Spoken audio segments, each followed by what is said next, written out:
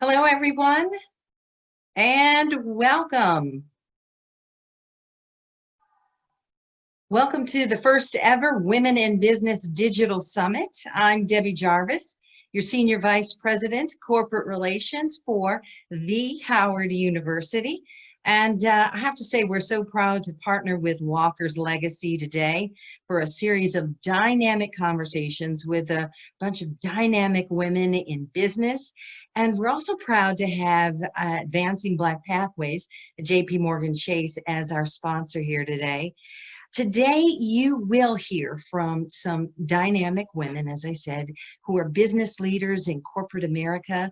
They're leaders as entrepreneurs, and they're mentors to so many. And of course, you're going to hear from some of our students at Howard University. We're doing a lot more virtual engagements these days. I can't tell you how many I've done in the past 3-4 months or so since COVID-19 sent us at home to do work. But you know, we're doing this so that we can stay safe and that we can stay healthy as we social distance. But that doesn't change the great impact in just sitting down and chatting with some of our friends and making new friends as we chat via Zoom. As far as I'm concerned, it's all about taking Howard forward. As I mentioned, we're going to hear from some of our students, and right now, I would like to take this opportunity to introduce you to our first student.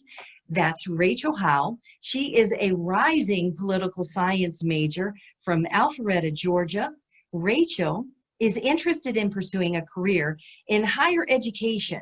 In the past, she has worked with the United Negro College Fund and Congressman John Lewis. And just last year, Rachel interned in my office, so I got a chance to get to know her really well. And she is definitely going to make a big difference, a change in this world. She now serves as the 60th president of the Howard University Student Association, and where she advocates for the undergrad and graduate student bodies. Good morning, Rachel, and welcome. Good morning. Thank you. On behalf of the Howard University Student Association, I would like to welcome you all to today's event. As a 12th female president, I find it necessary to celebrate the contributions of Black female entrepreneurs. Additionally, this is a time to celebrate our dynamic alum who are changing the fields of business and entrepreneurship. So it is so important to include our generation in these types of conversations and spaces. Thank you so much to the Howard University leadership team, Walker's Legacy, and Advancing Black Pathways, JP Morgan Chase, and Co. for this opportunity. And now I have the lovely pleasure of introducing Dr. Dubroy. Dr. Tashni-Ann Dubroy serves as the Executive Vice President and Chief Operating Officer at Howard University. She currently oversees a $1.5 billion real estate portfolio, facilities management, IT, campus safety, enrollment management, auxiliary services, environmental health and safety, process optimization, and university strategy. Under her leadership, Howard University improved its financial aid standing with the Department of Education, elevating it from heightened cash monitoring, level 2 to level 1 status within a 9-month period. She managed the university through a weather-related crisis related to the operation of its steam plant and is now leading a steam plant modernization effort. Dubroy is leading an IT overhaul that includes improvements of Howard University's core network as part of a partnership with IBM and is installing a new university-wide enterprise resource planning system. She most recently served as the 17th president of the mother of all historically Black universities in the South, Shaw University. During her tenure at Shaw, she was awarded Female President of the Year by HBCU Digest. Appointed in August 2015 during the university's celebratory year, Dr. Dubroy's administration positioned Shaw as a resource to the city of Raleigh through entrepreneurial innovation, civic presence, and support for students and surrounding communities. Dr. Dubroy's philosophy of fiscal conservatism and institutional capacity building made her a fast rising star in the higher education community. In its first year, the Dubroy administration effectively reversed 6 consecutive years of enrollment declines and yielded a 15% increase of new and returning students in 2015. That same year, the administration closed a $4 million fundraising gap, which included an institutional record of $630,000 raised during Shaw's annual homecoming weekend and earned positive change in net assets to counteract a 2-year loss, all which earned her honors as the 2017 CEO of the Year in the Triangle region. Dr. Dubroy earned her PhD in physical organic chemistry from North Carolina State University in 2007 and holds an MBA from Rutgers University. Prior to her executive appointment, the Shaw University alumna served as special assistant to the president, chair of Shaw University's Department of Natural Sciences and Mathematics, and as an associate professor of chemistry. Welcome, Dr. Dubroy. Thank you. Thank you so much, Rachel. I truly appreciate that introduction, and congrats on your leadership. I think you will do so well in the fall. I'm going to share my screen so that everyone can see this PowerPoint here. All righty, I think I'm good to go. Howard University has led our nation in a myriad of ways, but the most appropriate data for today's conversation is related to our School of Business. The Howard University School of Business has been developing high-achieving students for a myriad of years, since its founding in 1970. And we send more African-American students to business school than any other school in our nation. And we're consistently ranked among the top business schools in the country. Our most recent ranking places us at 45th in the nation, while our EMBA program is ranked number 2. And in our HBCU asset class, we're ranked number 1. The winning mix of determination, creativity, and leadership are all hallmarks of Howard University's School of Business graduates. Our students leave well-equipped to overcome increased obstacles, meet the challenges of the workplace while exceeding an employer's expectations or embarking on their own path of entrepreneurship. That's our value proposition. It wasn't long ago that I took one of the most significant risks of my career, of which I have no regrets. I left corporate America to pursue entrepreneurship. I was making 6 figures at the time, but a girlfriend of mine, a fellow PhD in chemistry, Dr. Tiffany Bailey Lash, a graduate of Hampton University, we both had similar aspirations.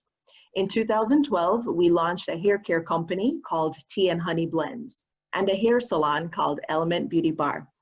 As part of our 5-year business plan, we sold both entities, but it was an entrepreneurial success that cemented my business experience, lessons from which I'm still using in my career today. Women continue to be the pillars of the consumer industry, but we certainly have some more work to do when it comes to ownership. Business Daily News posits that on paper, women entrepreneurs look good. As of 2017, more than 11 million US businesses were owned by women, employing nearly 9 million people and generating 1.7 trillion in sales, according to the National Association of Women Business Owners. But these numbers only tell part of the story. Women-owned businesses are still in the minority, and the hurdles faced by women who have embraced entrepreneurship are vast and often very different from those experienced by our male counterparts. Throughout the day, you'll hear from some women who've made a difference in our sector. I look forward to picking up our conversation as the day progresses. And I'd like to express my gratitude to JP Morgan Chase and Walker's Legacy for establishing this convening dedicated to women entrepreneurs, one of my favorite audiences. Thank you.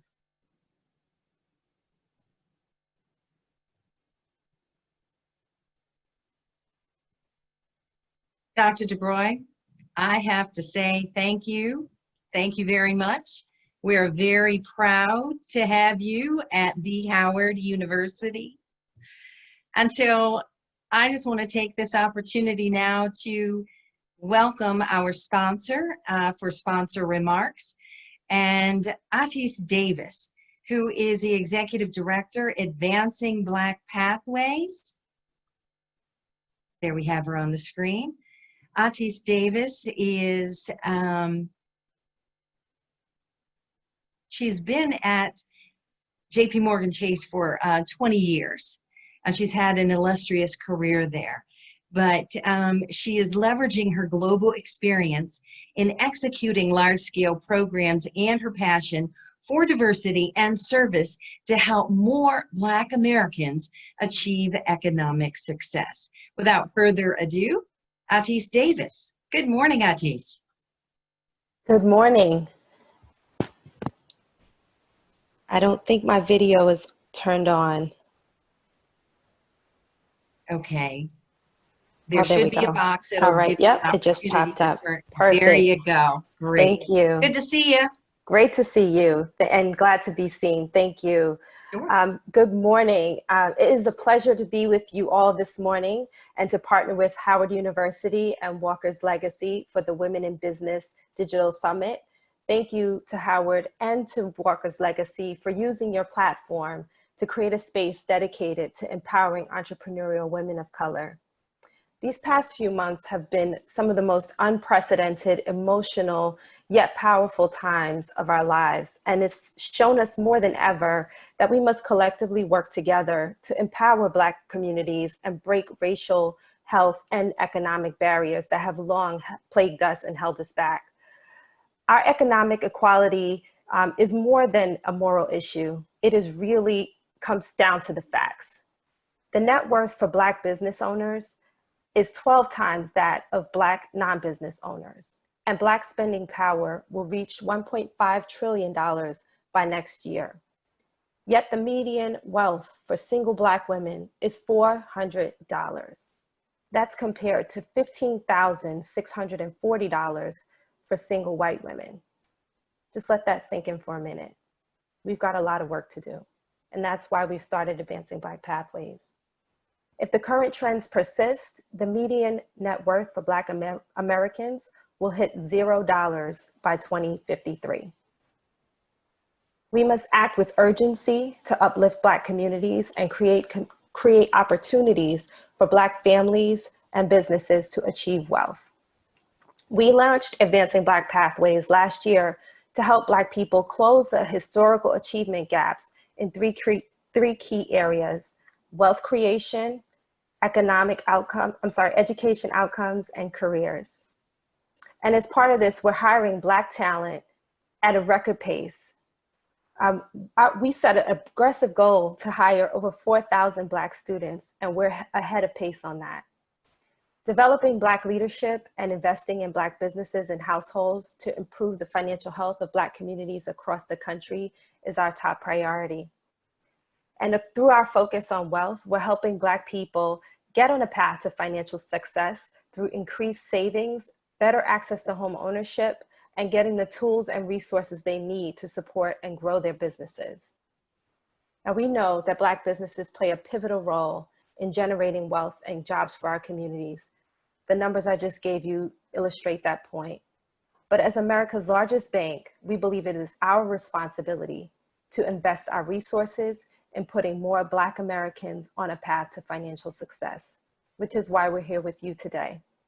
So later today, you'll hear from my colleague, Victoria Davenport, who will highlight the importance of selecting the right partners as you scale your business, and a very special guest, our Advancing Black Pathways Advisory Council member, James Rhee, who's the CEO of Ashley Stewart and the founder of Firepine Group, who will do a masterclass highlighting transparency, trust, transformation, and as it comes to entrepreneurship and financial health, he's going to drop some amazing gems.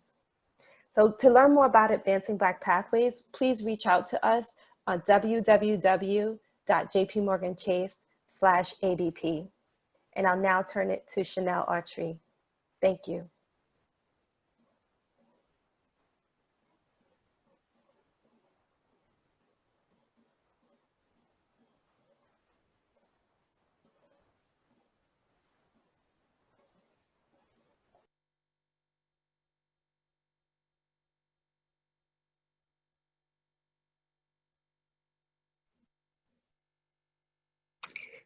Good morning, everyone. Oh, hopefully everyone can hear me now. Good morning. My name is Chanel Autry, and I have the pleasure of welcoming you all for our very first session today. And that session is Business and Social Impact. I serve as the Senior Director for Government and Community Affairs at Monumental Sports and Entertainment, and I'm delighted to serve as your moderator for this session. The session will be with Dr. Tashni-Ann Dubroy from Howard University and Natalie Madeira Cofield from Walker's Legacy. We just heard the illustrious bio of Dr. Dubroy, so I won't reread her resume. Rather, I will go ahead and introduce our second panelist, Natalie Madeira Cofield. So Natalie Madeira Cofield is the founder of Walker's Legacy, an organization she created to inspire, equip, and empower professional and enterprising women. Natalie began her career working 3 jobs in high school and started her first company at 26, growing to become a 3-time CEO by age 30. A millennial that found inspiration at the nexus of business, community, and politics, Natalie has carved a niche for herself as a serial entrepreneur, advocate, and speaker on all things startup and diversity. As an advocate, Natalie has served as the youngest person to testify before the U.S. Senate Committee on Small Business and Entrepreneurship and authored The Pursuit of Entrepreneurship, a guide for African American entrepreneurs. Her work has been featured on CNN, New York Times, Fast Company, Forbes, Business Insider, Black Enterprise, Essence, and Ebony, among others. In 2015, Natalie was named one of the 100 most influential African Americans in America by the Root 100. In 2013, Cofield was named the Technology Diversity Evangelist of the Year by Google and one of the top 10 Black innovators by MBMT 50, an initiative of South by Southwest. In 2013, she was featured on the cover of Black Enterprise. Natalie is a graduate of Howard University and the Baruch School of Public Affairs in New York. An honors information systems graduate from the Howard University School of Business, Cofield has spoken for global technology companies, including IBM, Dell, Applied Materials, Google, and Facebook, among others. Please welcome Dr. Dubroy and Natalie. It is such an honor to have you both with us today. Let's get started with our topic, business and social impact. Awesome. Thank you, Chanel. Thank you. Thank you. So it's amazing to have both of you here today to talk about this very important subject. I think we all know that we are in a very interesting time right now. And so what I'd like to do is kick it off and talk to you all a little bit about kind of business and social justice in the moment that we're in. What, as business leaders, can be done right now to stand in unity with advocates for BLM, social justice, and police reform? Dr. Dubroy, you want to go first, or I can take it? Sure. So, one of the most important things, especially from Howard University's perspective, is that we are educating young people and arming them with the knowledge, both historic and current knowledge, that they need in order to successfully advocate for vulnerable populations.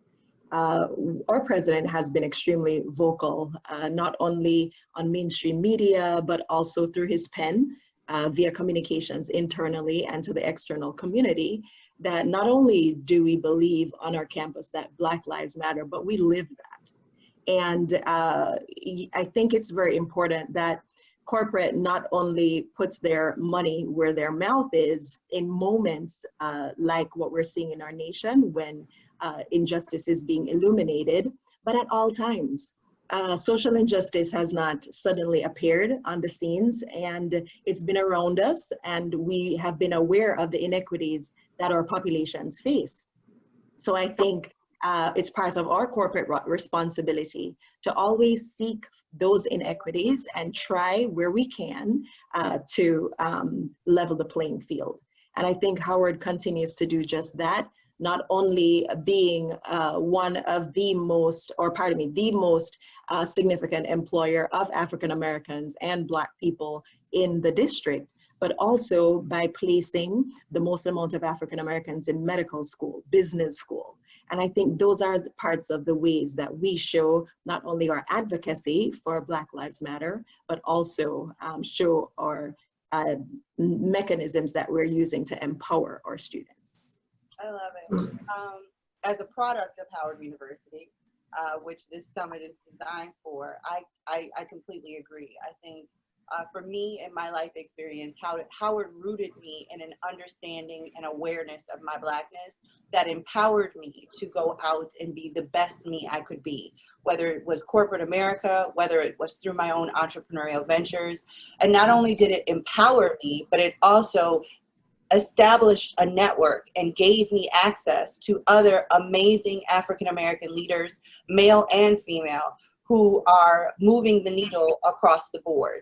What I'll say right now is that we are in a civil rights movement also. So what we've seen that is very different about this moment in time is when we have previously seen many of the protests, it has always been kind of vacillating in a space of social justice, racial justice, and civil rights, which it needs to and needs to continue to do. But we are now in a moment where we are also seeing our economy shatter before us. And we don't know where small businesses will be. We don't know where large businesses will be. But we do know that there has been a pervasive inequality that has maintained itself for decades and centuries for African Americans. And we also need to be talking about that racial inequality as it relates to economic access and entrepreneurship during this time too. And I personally am, people ask me how I feel, and I say I'm invigorated by this moment. And the reason why I'm invigorated by it is because our work and the work that I've been doing for the last 15 years has been right at this intersection of being a socially missioned and socially driven organization and or cause, to also being very much so paired with the realities that we won't have parity if we don't have economic access to such. And so it's going to be the School of Business, the School of Engineering, the School of Medicine. It's going to be integrating entrepreneurship as a interdisciplinary discipline, understanding that our alum and our community need entrepreneurs at every single space in our economy. A doctor can own a medical practice. A graduate of the law school can go off to own a law firm.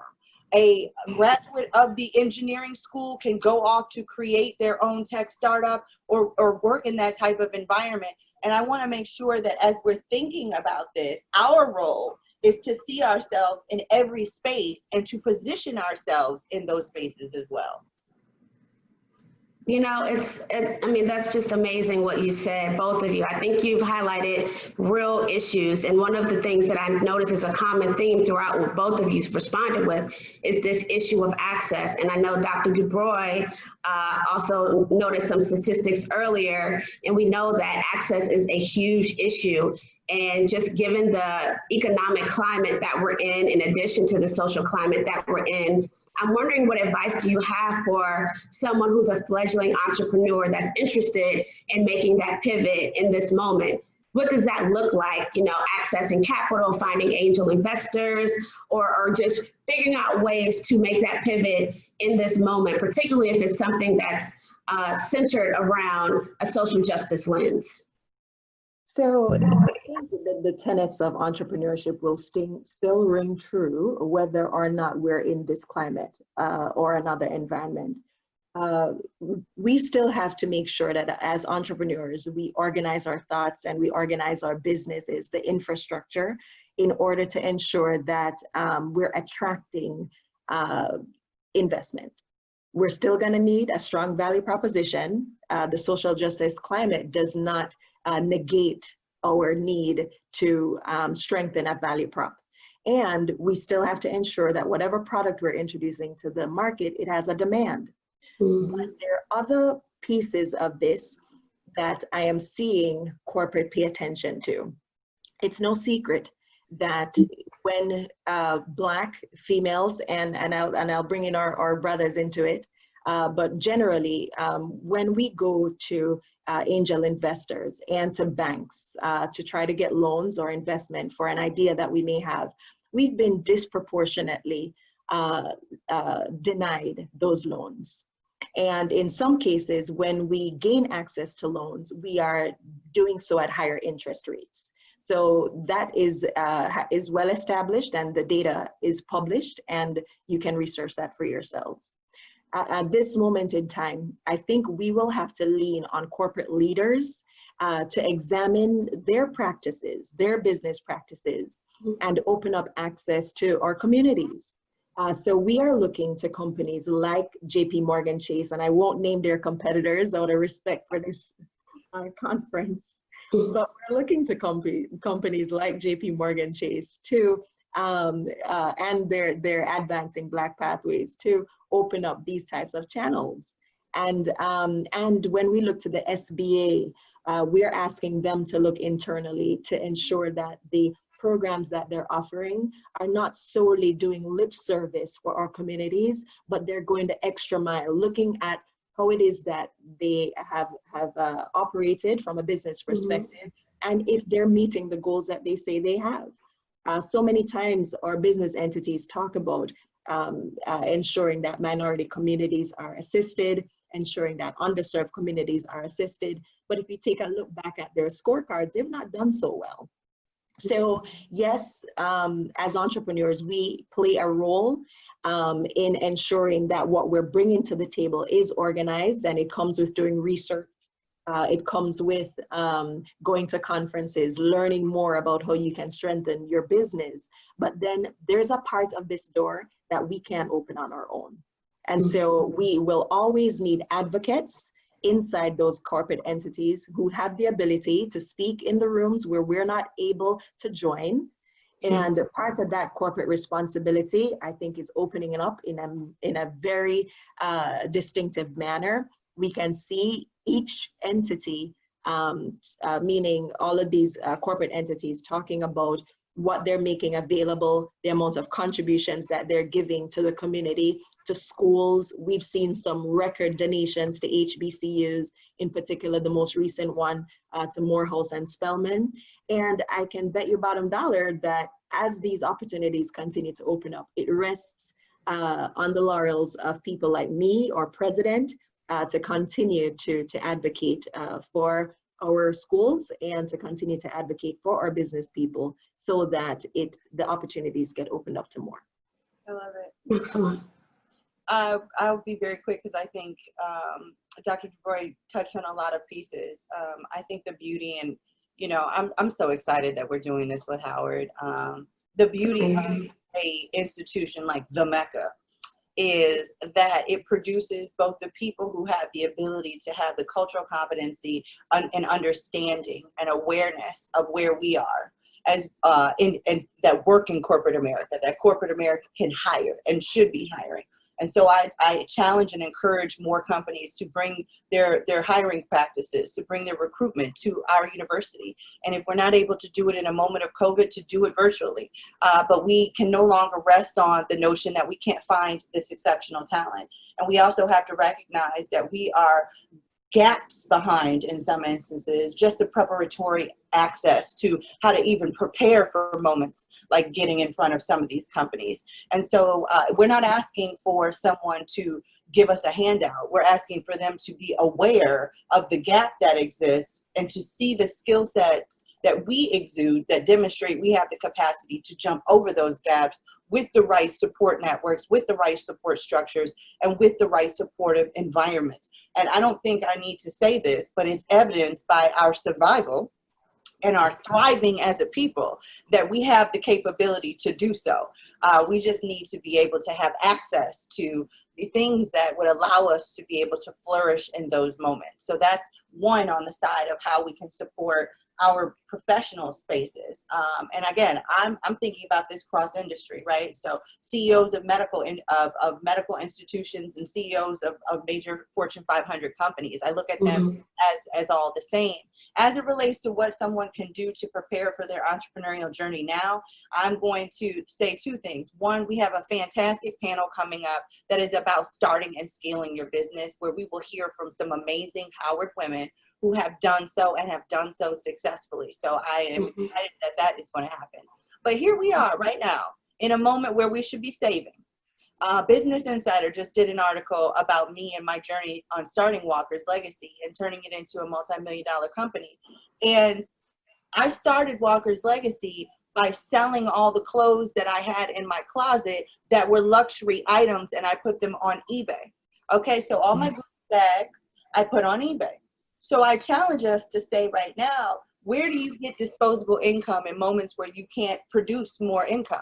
Well, you can produce more income in unique ways. That was a hustle moment for me, right? But it was also one of those sacrifices. So if you cannot increase your revenue, you can start to decrease your expenses. Do you need to live alone?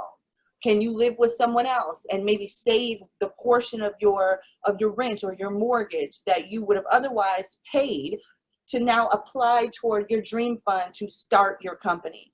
Lisa Nichols talks a lot about the fact that for 2 years, she saved $500 here, $500 there. 500. We're spending this on Starbucks, right? You'd be surprised how much money you spend on random things when you put your budgets together. And at the end of her 2 years, she had $60,000 to start her company. And we know who Lisa Nichols is now. She's one of the nation's most prominent featured inspirational speakers. But that didn't start because she got a $60,000 check from an angel investor. It didn't start because she got a $60,000 micro loan from a large financial institution. It started because she started by writing those checks back to herself with what she had at that moment. And I just wanted to say that because as we continue to keep talking about how to close the gap, part of that is about how we are managing what we have. And I want to make sure that Howard, as the Fashion Institute, I mean, we have some amazing women who are doing fantastic, but we need to be thoughtful about how we are spending, what we are spending our money on, and particularly during a moment like this. I just want to round that out with encouraging people who have been denied before to go and knock on the same doors that they knocked on in the first place, because it really is an opportunity for business entities, lenders to reflect on whether or not they managed requests equitably. And so I think it's important for us to go knock again, especially if we know that we had a sound idea and you had an inkling that you were treated unfairly. This is the moment to do so. Agreed. Wow. I mean, I honestly am just blown away by how you ladies are speaking so passionately about thriving in this moment and just about the unique issues facing Black-owned businesses. And then, of course, the intersectionality of being a Black-owned businesswoman and what that looks like. And so I'm curious in terms of sustainability, you know, are there particular tips that you guys have on frameworks that have helped you all be successful and remain sustainable in this particular time? I think Dr. Dubroy mentioned it, right? So I knock again, you'll get knocked down, right? Get back up again. I think, you know, and I always say this, anyone who talks to you about their journey of entrepreneurship and does not mention a failure, cannot talk about a moment where they may have run out of money, cannot talk about a moment of struggle or sacrifice, I question their real entrepreneurial experiences, because that's par for the course. It's part of the experience. And I think, as Dr. Dubroy just mentioned today, and when I interviewed Sylvia Acevedo, who is the head of Girl Scouts USA, she says she teaches the Girl Scouts, you ask 3 times and you keep asking again. And so this is the time to continue to keep honing, to continue to keep perfecting, and to continue to keep asking, but doing all those things at the same time. Don't spend all your time perfecting and don't hone and don't ask. Don't spend all your time asking and don't hone and don't perfect. Like, you have to do all of those things simultaneously to keep yourself moving forward. And I'd say that consumer education is important. So as far as sustainability is concerned, I think it's really critical that when we market our products and our services, we do so always staying in tune with what the consumer is seeking. It makes no sense for us to provide a product that does not match our consumers' goals. And we have to be able to communicate that through our marketing and through our social missions. But we must also be able to evolve. You know, those of us who, those entrepreneurs who were ready for a virtual environment, are certainly successful at this time. When you put things in place to ensure that you have a multifaceted marketing plan and distribution plan, it would have helped in this type of environment. I'm hopeful that that some of you who are here in this audience today, if you currently have businesses and you wanted to put them online, that you were not procrastinated just for the sake of procrastinating, but that there were some actually real barriers that prevented you from doing so. Because it would have been more difficult to stand up a virtual environment at the onset of the pandemic. Howard University, for example, you can just imagine how difficult it is to stand up an online environment for teaching. It's no different in the education sector, the type of challenges that we face. But if our president had not invested in the IT infrastructure that was needed to do so, we would not have been able to do so successfully. And at the moment, it's not that when the investment was made and the decision for that investment was made, it's not that we had oodles of dollars to be able to invest in IT. There are always competing priorities across the university body, but the decision was made to prioritize an IT investment. And as a result, we were able to stand up an online learning environment for 100, well, let me not say 100%. I'll give us some breathing room just in case there are anomalies. But we were able to stand up an online learning environment so that our faculty could deliver teaching and learning to our students. And it just resonates well in the business industry. Always be ready to tackle innovation. That has to be part of the conversations that you have when you enter business meetings, when you talk to your sales force, when you talk to your team. And don't just talk innovation and creativity, but be about it. Think about what's after next. I have a conversation with my team, no matter where I'm employed. Instead of me asking what's next, I say, what's after next? Because I'm not interested in being a me too, meaning I'm not interested in copying my competitor. I'm not interested in solely thinking about what's next on our horizon of products to roll out. I need to know what the consumer needs before they even establish that they need it. So we're trying to create products that the consumer doesn't even realize they need. Who knew we would need an iPhone? Now I've got two on my person, right? That's true. Those are the types of things that we have to be thinking about. Black people are so creative. We create the trends, but we have to learn and master how to turn those trends into money. And not only do we monetize them, but we protect them with intellectual property. And that's what I think we are still lagging, but I'm optimistic that we'll be able to conquer. I mean, I think that's very well said, Dr. Dubroy. You mentioned kind of trending and making sure that we protect our Black businesses. And so I'm wondering if you all have tips for how established Black businesses can help support our smaller Black businesses. I know that around Juneteenth and, recently there's been a lot of conversation about buying Black and making sure that we make this not just a movement, but the norm. Do you guys have any thoughts on what that looks like?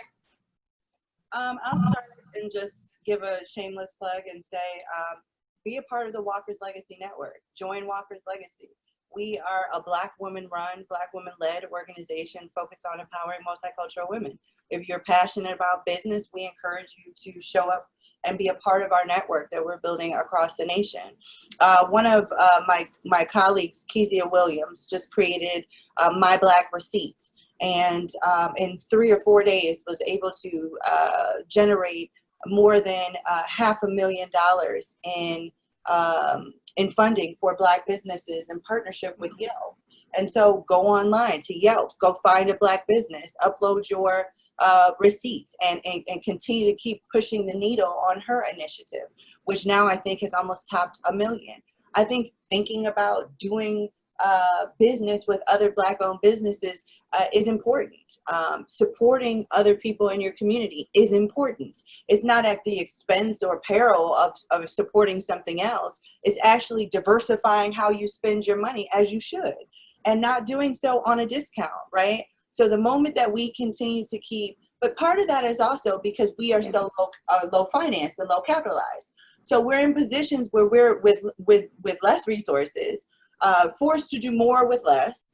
And then we have to bargain with the people who become our suppliers, or the people who become people that we work with. And so that's another part of how the ecosystem, when not set up equitably, has a multiplier effect on how we're doing business with other people, or what we're prepared to or capable of spending our money on. So as we're looking at closing the divide, I still go back to John Hope Bryan's comment, this is the civil rights moment. And to spend money with Black businesses, we need to do so at cost. We can't do that at discount. And so if you know someone that's starting something, support them. If you work in a space where you're in business and you have credit card authority for small amounts, do some business with some young Black businesses, older Black business, any Black business, period. It doesn't matter. You have the ability to give someone what they need right now, which is a past performance. In the game of business, past performances are king. Past performances are as important to a company that does services as a customer is to a company that does other things. And so I think it's important that we make sure that we provide access to those types of resources to small business owners. $1 at a time, that stuff adds up. Absolutely.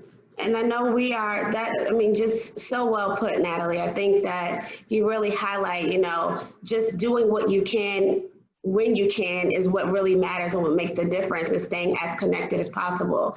And so I know that we've had some questions come in through the chat. And so now that we have only just a few minutes left before our next session must begin, I want to go ahead and ask one of these questions. And the question is, for beauty, hair, skin companies, how would a Black woman strengthen her business plans to attract funding? Sure. So I'm assuming that that question is directed towards me. Well, you know, one, your products have got to be good. And I remember because my business partner and I are both Black, we would test products on ourselves. And I would be saying to Tiffany, what do you think about this shampoo? How does it feel on your hair? It feels good? She's like, yes, girl, it feels good. Then we would put it out to market. But that's not the way to go. And it was a hard lesson for us to learn, because we were using our bias as just being two Black women who understood what Black women hair care needs were. And as we established our company and moved from being a mom and pop shop to being more significant, we had to do customer focus groups, and they gave us some harsh lessons. Our initial packaging, we thought it was fantastic. Our customers, some of them said, we think your packaging looks cheap. And so we had to go through several iterations of packaging in order to bolster a product that the market appreciated. So I think, you know, as you continue to refine your business, you have to ensure that what you are selling is not a Me Too product, but it brings a different value prop to the market. And some of that is acquired through data. You can't just have your inner circle establishing, you know, an opinion of what your products are, but it has to be a broader set. And I'll give you a trick of the trade.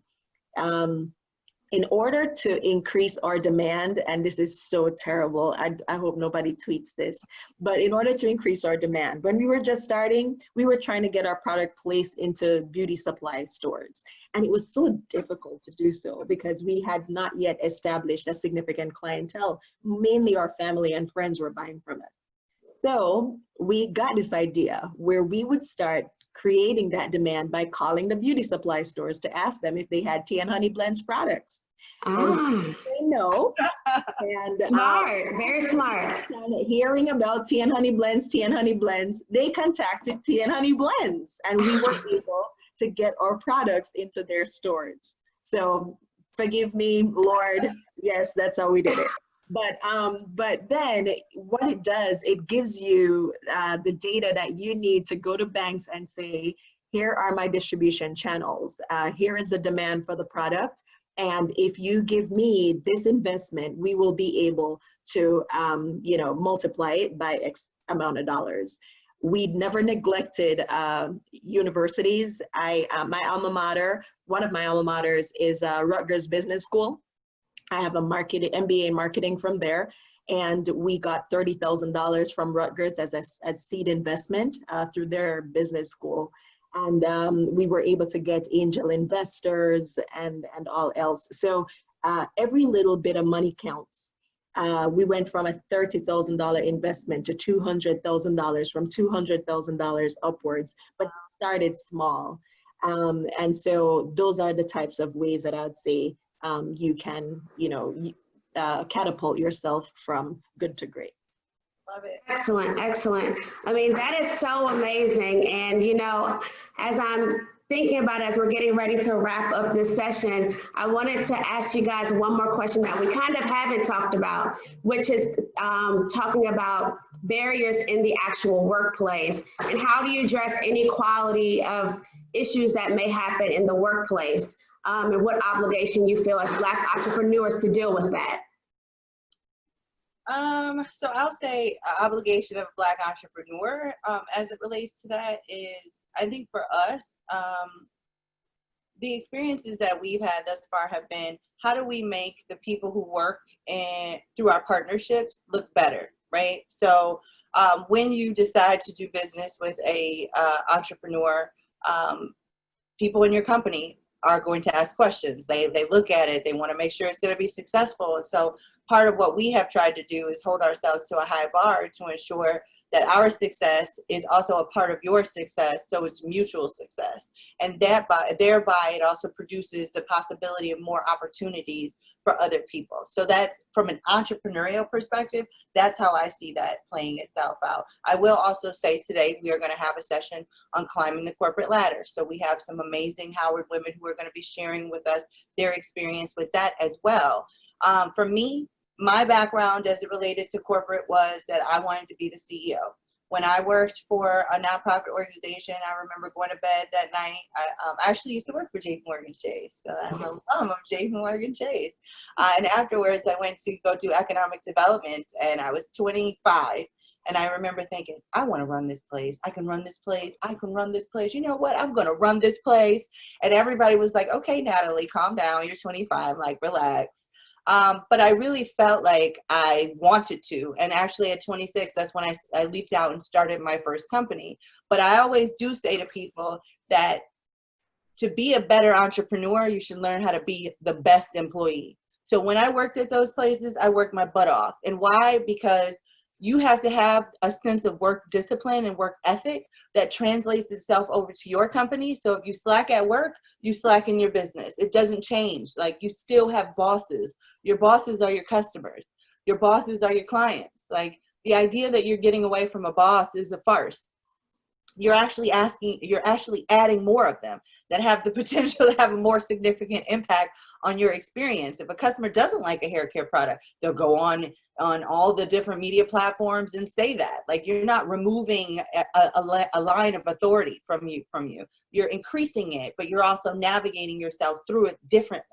And so I just would say to all those who are joining online, know how to be a good employee, because that makes you a better entrepreneur. And it also makes you someone who knows what it takes to get the job done. So when you are in a position to be able to hire, which puts you at unicorn status for Black women entrepreneurs, which is less than, it's 97.5% of Black women entrepreneurs don't have an employee. So if you're part of that 2.5%, you are part of the unicorn class of entrepreneurs in this space. Believe if she's a unicorn, she went through something to get there. And if you're working with her, you need to be a good employee, because she was probably a good employee to someone else. There you go. I mean, I think that's, wow, you both have hit the nail on the head, and I'm just blown away by the depth and breadth of the answers that you all have given about this really important issue. We only have about 2 to 3 minutes left, so I'm going to try to compress 2 open questions that we have and hope that we can get this answer out really quickly. The questions are, can branding creative service agencies attract investments as well? I've never heard of this. And the other question is, are there any suggestions on what to watch out for when looking for angel investors? So if both of you want to take both questions or one of the questions that you feel more comfortable with, I think that that will be our end of panel. Happy to hear what you guys say. Dr. Dubroy, you want to go first? Well, I can tackle the part about creative agencies looking for angel investors. I mean, you know, in my opinion, and remember, you know, this is just my opinion, and it doesn't mean I'm right. But I think that your talent can speak for itself, and you may not need an angel investor. You know, there's some criteria, often very selfish criteria, that comes with angel investors. And you should always be careful about what you're giving away in your company in order to get something, because it may be more expensive to get, and, you know, from an angel investor perspective. So what I would recommend in terms of a creative agency, you have, depending on the industry that you're targeting, if you have a product that you think is good for the education sector, for example, I would use my marketing tools as an opportunity to demonstrate that. So if it is that you think that you know, want to expand their social media, send them a synopsis of what their social media footprint is and say, here is how I can help you. But you have to make it unique. We often get tons of emails from people who are marketing their products, and they look the same. They do not provide a value prop. It's like, hi, Tashni-Ann, you know, and it's this generic email that it's obvious that they send to everyone. But if you can use your creativity and create a unique way to reach your audience, networking always helps. But I think it's important to demonstrate your product and let it speak for itself. You may not necessarily need the investment, the angel investment, in order to expand your business, because sometimes it does take getting 10 accounts and working from 10 to 20, working from 20 to 30, because that sweat equity may be a better positioning rather than the expansion. However, you may want to go from a $100,000 company to a $500,000 or a multi-million-dollar company. That's the time where I would say that the investment may be necessary, and you try to see, you shop and try to see which one of the investments make the most sense for you. You have to come to a point as an entrepreneur where you realize that your business is just as powerful as the lender who wants to give you that money. What do I mean? You're going to make money, and in turn, you're going to help that lender to make money. Right? And a good and savvy lender will understand that. It's a symbiotic relationship in terms of the success. They want you to be successful so that you can pay them back, and they make money off the interest, right?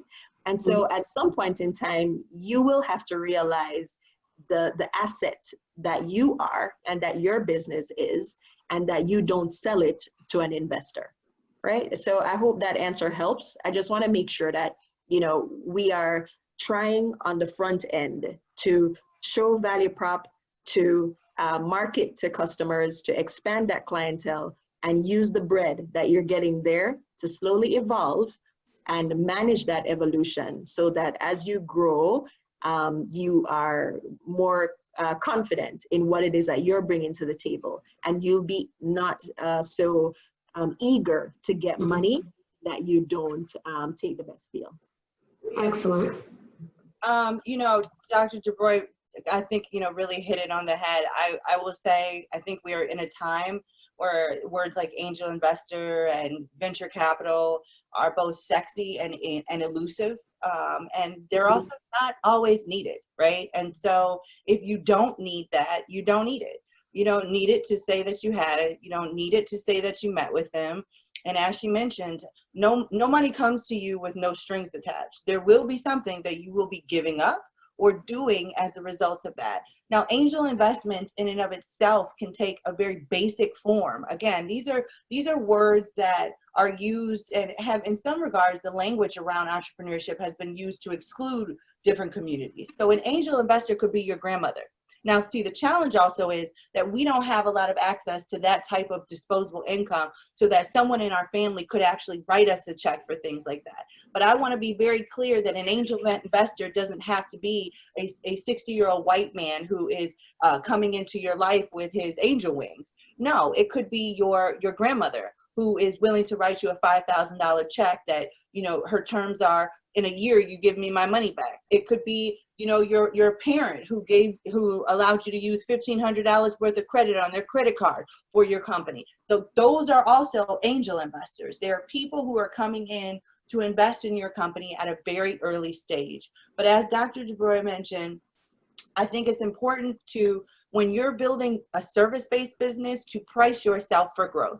Meaning you want to price yourself so that you have some margin in there so that you can save that margin, do the work, and then this savings becomes accumulated so that you can continue to hire people or bring people on board to support you. Having run a consulting company myself, I know that it was hard for me to service my client and then go build new client revenue opportunities, right? Because that process in and of itself, I was running from this meeting to that meeting to this meeting to that meeting, and I'm like, oh my God, I still have work to do.